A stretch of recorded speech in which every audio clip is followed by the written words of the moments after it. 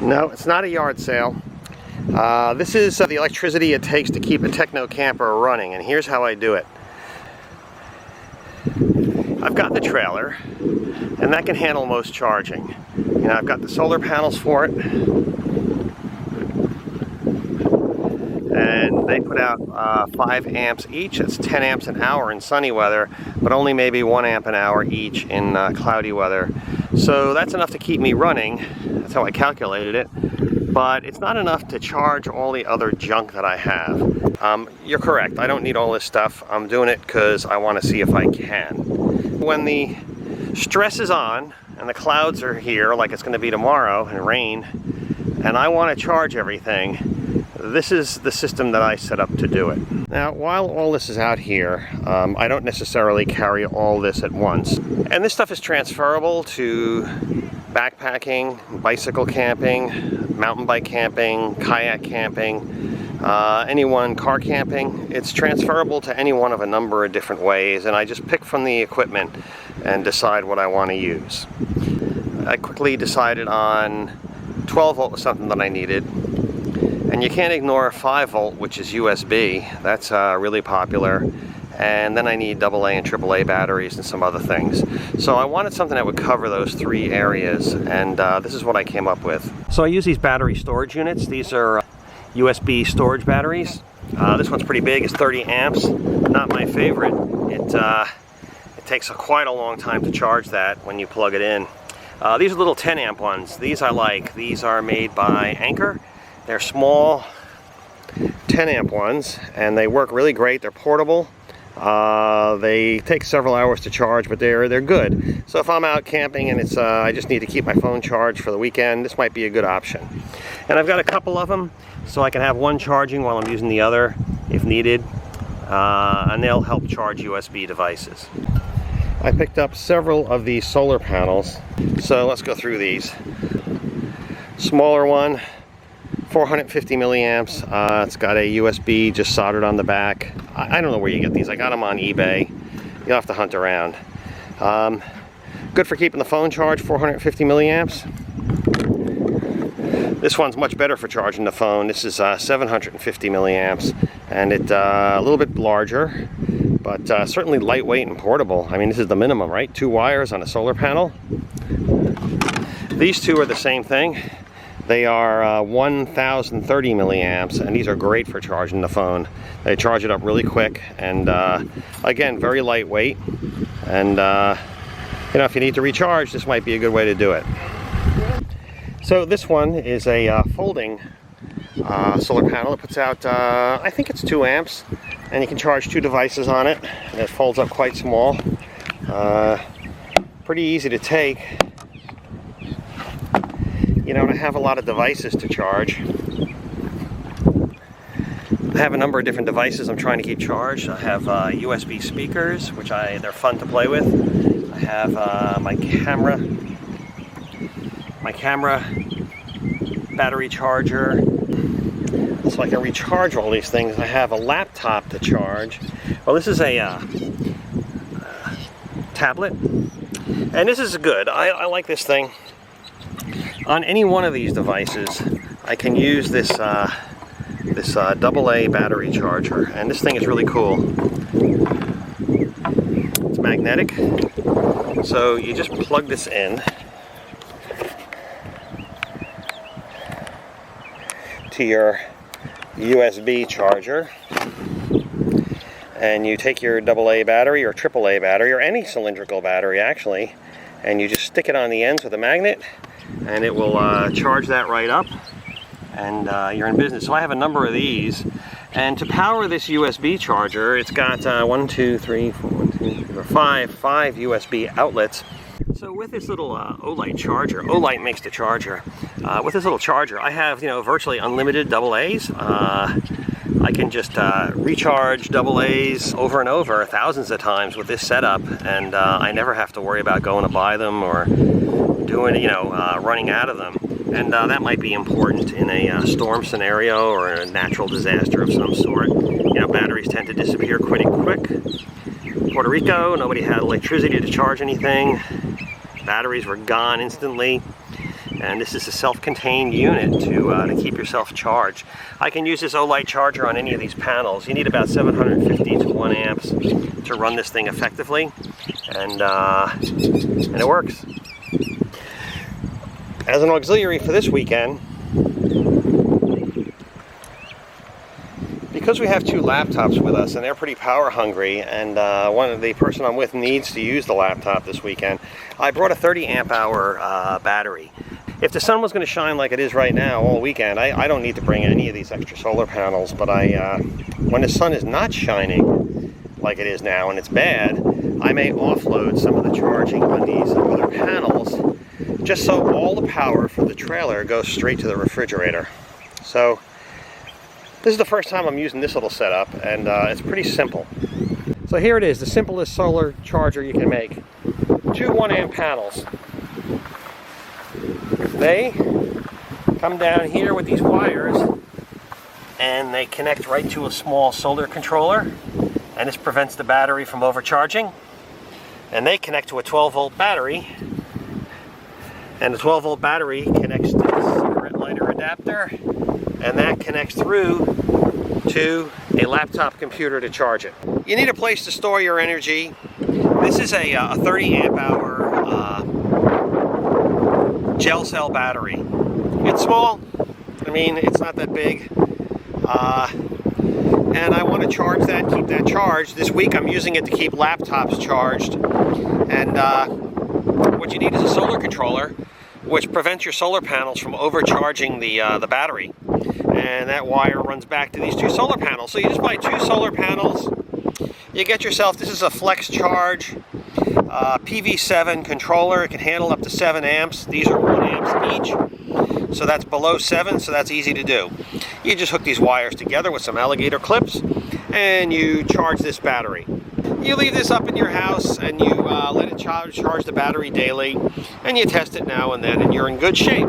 So now you've got 12 volts, 30 amps, and with that, you can get yourself one of these simple cigarette lighter adapters. This is the simplest of systems, and you just clamp this on here, and negative to negative. So once you hook up this this car charger, well, then the rest is pretty easy. You want to charge USB devices, get yourself one of these and plug it into your 12 volt system. And you can get a much smaller one. Maybe you already have one for your car, right? This is a USB charger. Take this one out, plug this one in. Now you can charge 2 USB devices off of this this charger. Right? And I got a Octopus cable, universal, charge almost everything. So with that, you can have telephone charging, a lot of other things, right? Just a simple little system, solar panel, this little flex charge PV7 controller, and a battery.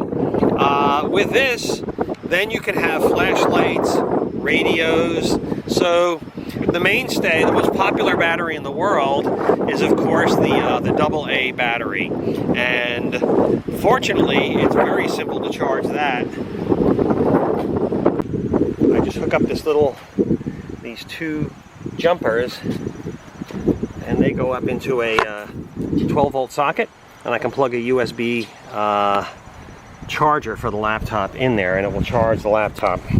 So to keep the laptops charged, I bought a USB charger specifically for this laptop. It runs on 12 volt, and on the other end is a lightning cable to charge the laptop.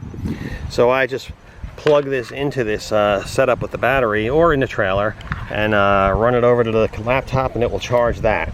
So you can use an inverter. You can plug an inverter in here, and then you can plug in your laptop AC charger to charge it.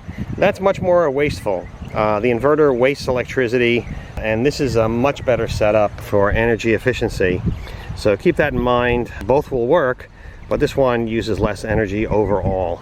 So again, all of this, you don't need to take all this stuff, you don't need to have it, you know. I'm doing it because I can, because I want to learn and I want to see how this stuff works. And I have other options, other times that I may want to use this. You know, you only need to look at the headlines and see what happened in Puerto Rico with the hurricane. Hurricanes seem to be pretty prevalent now. So I'm not big scale. You can see from all this, I'm small scale. And I'm willing to compromise and adjust my charging system between the trailer and the solar panels for that and these other systems. I'm willing to be flexible. You know, hey, if I'm out kayak camping and I want to charge something, I can do it. I certainly am not recommending you run out and buy all this stuff, but if you have a particular need and you want to meet it, it's pretty easy to do today. So these solar panels, they don't take up very much room. The whole thing fits in a little storage device. And even these storage devices, the batteries, they don't take very much space. You can just set these up in the daytime, have them charging all day, and if you need to recharge something at night, you've got the energy stored in these batteries, and you can go ahead and recharge. If you're using one of those USB power batteries to charge your devices or a regular USB device, you can get yourself one of these Octopus cables. It has multiple connectors for everything. This one fits my tablet, one fits an Apple phone, one fits an Android phone. The other one is a mini USB, which I have some devices that use that too. The other way is to get a whole bunch of other cables. And you know, these 12 volt to USB chargers, I get ones that are multiples. They're great. You know, I've got them all over the place. This one does not put out RF radio noise, which is a real blessing. Some of them make a lot of noise.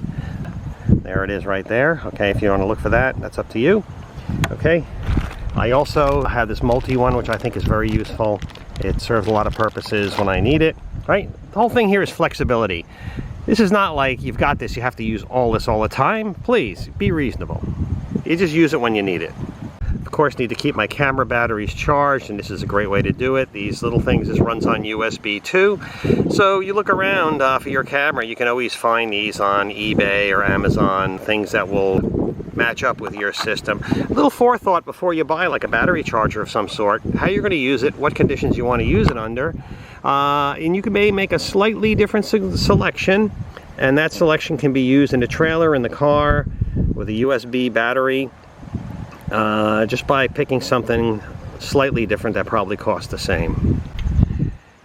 This is a little radio here. This is, you know, it's just a must-have for me.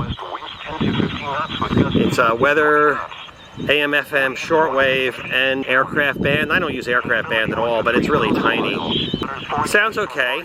However, if you want to tweak up that sound, you just get audio connector, you know, like the earphone jack connector, and plug it in here, and you can pipe it right through this JBL Flip 4 speaker, and it sounds much better.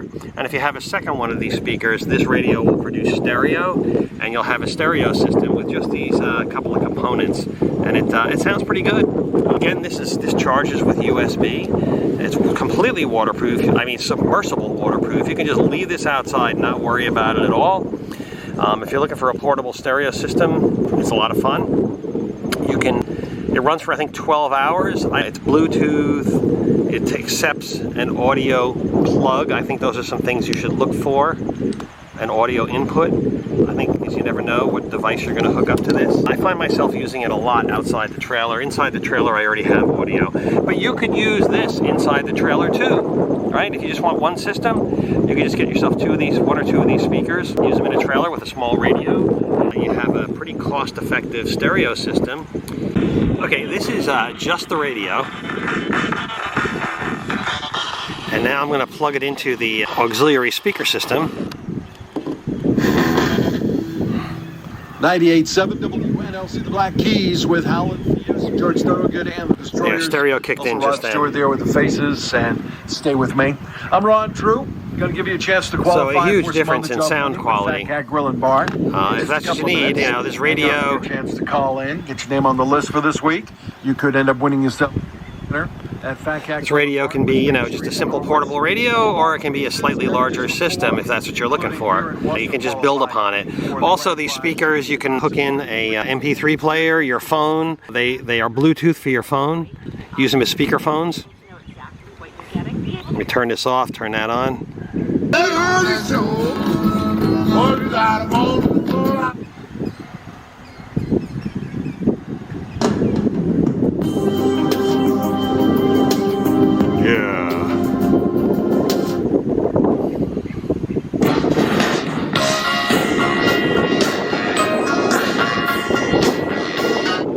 So you can build in a system any way you want. It's pretty versatile to me. There's plenty of other stereo speakers to choose from. This one does integrate with the phone really well. You know, a lot of times I find myself using it because it's a better speakerphone. Has a mic in it and the speakers. You get pretty good audio quality out of it as a speakerphone. This radio runs on AA's. I have solar panels for recharging the AA's. I kind of think of it all as a system. This is USB. This is USB. I can charge this up with a USB charger or one of those little batteries. So everything, you know, whenever I buy anything, I kind of think of it as a system and how I'm going to use it with everything else. A lot of my friends love this Lucy light. They twisted my arm to get it. It is pretty good. It's a little inflatable light, solar panel, battery checker on top. You press it and a couple of lights will come on. It's pretty good. I haven't, you know, had much of a need. I have so much lighting here, you know. But it's something I keep on board. What the heck? It's easy to use, pretty reliable. Only trouble is, you know, you can only recharge a battery so many times before it wears out. And you can't change the batteries in this. You know, I'm sure it'll outlive me, but it's just a consideration. I like to be able to change batteries. The solar panels generate the electricity, but the key component in this system is the storage. You need a battery to store this stuff in. And this trailer comes with a 115 amp hour full river battery. AGM battery, Group 31. Group 31 dictates the size of the compartment the battery will be in. You can only put a Group 31 battery in here. Now, I've been in communication with somebody who has the front loader refrigerator. They were not making it through the night with the front loader refrigerator. It was using up all the energy. So they decided they were going to fix that. Barely able to make it through a night. Now I can get through a night. I can go 30 hours on battery power and keep the refrigerator powered. I just need to make it through the night. Usually there's enough power with the solar panels to keep me topped off in the daytime. You got to watch what you're doing. This is not, you know, if you're one of those people who just, you know, plug it in, you don't care about, you know, minding your energy needs, maybe you're not good for solar. Maybe you need a generator. So this person, they put in a lithium-ion battery. And Battleborn is one company that I know of that makes one. I'm not sure which battery they put in, but they make a 115 amp hour lithium battery. And I talked to them quite a bit about that battery. I was curious. You know, I could always use more energy. The person who's using the lithium battery says they can go days now on the refrigerator without having to recharge. So that's good news. There is a solution available for people who want that. The problem that I found in talking with Battleborn is that the lithium battery can only be recharged down to 24 degrees Fahrenheit. And it has a circuit in it to stop charging after that because an electrolyte freezes in the battery and it creates an imbalance that causes a plating of the anode in the battery because the electrolyte froze, and that damages the battery.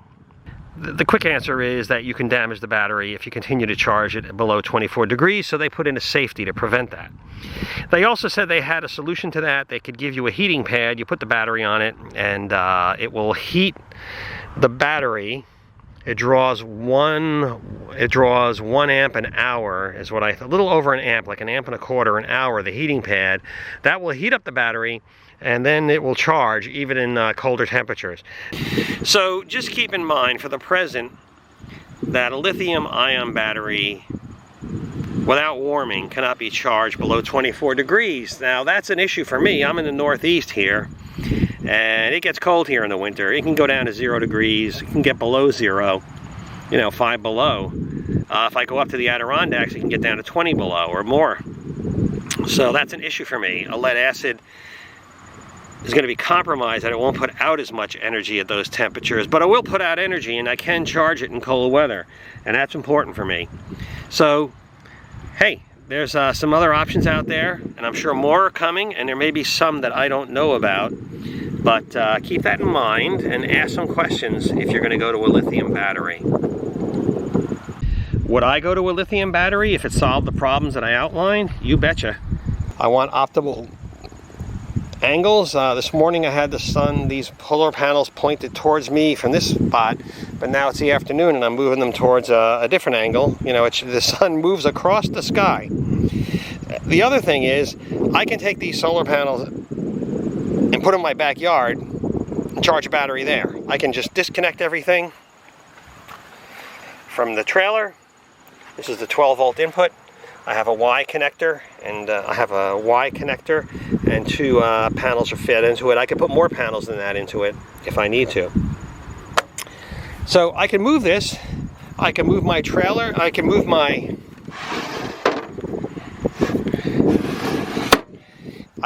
refrigerator out of the trailer. I can bring it in the house and have my solar panels out in the backyard. I have a battery in the house. I can bring the trailer battery in the house for an emergency or wherever I am. I have that flexibility because all this stuff is removable. And I'll tell you what, this is a great boondocking refrigerator. It draws about 2 amps round the clock when it's running. So that's 48 amps a day. In the daytime, when things are working right, when I've got good sunlight, the battery's totally topped off and the solar panels are actually dry. Once the battery's full, the solar panels keep the refrigerator running. So it's the most efficient refrigerator I could find. It's a Dometic CFX35, the US model, and it's really quite good. It keeps the food very cold, and I'm a happy camper when I have fresh food. So evaluate what you need. I'm not the authority here, I'm just showing you what I'm using. I'm happy with this. You are? Your first name? Don. Don, thanks Don. So you have a big rig here, right? Nice, what is this, 30 foot, 40 foot? 31. 31 foot. And you have a little generator here, the Honda 2000. Honda 2000. You know what power that puts out? 2000 watts. 2000 watts, very good. At max. 12 volt or 120? 120, right? Yeah, 120. Okay, great. And you also have solar panels. Yes. So you use the solar panels during the day to help augment the battery? I run the generator rarely. If I want to watch TV, I turn the generator on. Okay. Other than that, the solar panels carry me. Refrigeration is propane? Yes. Okay, got it. Now you have to start this manually, right? Some of these I'm seeing here kick on. They have a timer in them or something. I haven't seen any here like that. I only see guy right next to me. electric start. Okay, Jay next to me has a big square thing, and okay, I'll have to ask him about it. Jay over there? Yeah. Yeah, he may have it. Yeah, he's got everything. If Okay. he has it, it would be him. Yeah. Okay, great. Good. So no complaints, right? How old is that generator? Oh, 4 years. 4 years. Okay, you're very quiet. Very quiet. One of the quietest on the market. How long will that run on one filling? Do you have an idea? No? Okay. I because of the solar panels, Yeah. I use that 2.5 gallon can of gas in a month. Oh, okay, great. That's pretty efficient. Really good, but I don't run it that often. I'll read that as you're not watching much TV, which is good. Well, there's not much to watch over the air. Good, good. Great. 83 watts. 83 watts, okay. And you just bought it as is, or you made it? No, I made the stand for it, but You made the stand. Let's have a look at that. Okay. Folds up. Folds up. Very nice. And this is it. 83 watts. Yeah. Not bad. Now you can buy them smaller and with more wattage, but they're a lot of money. Yeah. No, they are expensive, but you know, over the long haul, they pay for themselves. So, yeah, I'm all solar. 83 watts. That's amazing. So your needs are: you have lighting. You're using it for lighting and for... I need to run the blower if I turn the heat on. Okay. That's basically it. You know how much batteries you have? Is it like two 12 volts. 212s. Heavy duty. Heavy duty, deep cycle. Yeah. You don't know what the amperage is, do you? Okay, good, good. Hey, thank you. Okay. So this is another generator which a neighbor here has, and I noticed something unusual about this one. I'm new to this, so it amazes me because I've seen so little. This one appears to go on by itself at 2 minutes after 5. I don't know if it's Bluetooth internet connected or if it just knows when to go on, but you know, we have quiet hours here at the campground, and this one just starts itself up and runs for a while and then turns off. So it's pretty amazing. I'm seeing that at other ones too that are on some sort of a timing device that turn them on and off. So this may be common knowledge, but it's new to me. You are? My name's Ned. Ned, hi Ned. Oh, am I ended up on YouTube? Yeah, you will. Yeah, you'll be famous. Okay, so so you're running a Honda what? What is this, 2000? It's a 2200. It's the newer Honda that just came out. 2200. Oh, that's much better than the 2000. It's about the same price, which is nice. I don't know if Amazon, but the Camping World has it for the same price. How much? $9.99, I think. Okay. One thing it didn't come with is this handle right here. The handle. It's about $35 more. It's an anti-theft device, but when you spend $1,000 on something that's a backpack size, Yeah. it's worth getting. And then Sure. this here's a chain. Yep. And this is a wire cover for an entertainment system. So Okay. you just buy a wire cover and just wrap it around the chain instead of wires. Yeah. Okay, great. So it's refined. Yeah, it doesn't scratch it up. Okay. So it's very quiet. I'm surprised how quiet it is. Let me Yeah. just. How much does this weigh roughly? Probably 50, 60 pounds. Yeah, about Nothing 50 weight. pounds. Not much. Maybe even less. Okay.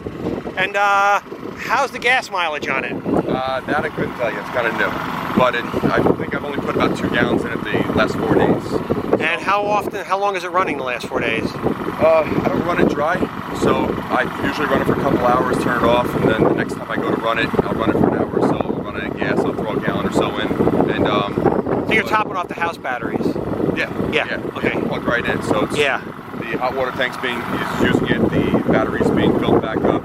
Everything all in is being run off that. Okay. And we only have 1 battery, so it's a must. Yeah. We have to run this probably 1 or 2 times a day. Yeah. For us to maintain. And even Yeah. then, it's a little tricky sometimes when you run the heat when it's 50 degrees at night. No automatic features like it's monitoring the battery and starts up by itself or anything? It's got eco throttling. Eco throttling. Yeah, so what will happen is it will, it's really quiet right now. But Yeah. if it was pulling a lot of juice, or if I just turned it on, it would be. Yeah, okay, so it's self-regulating for energy output. Yeah. Okay, very good.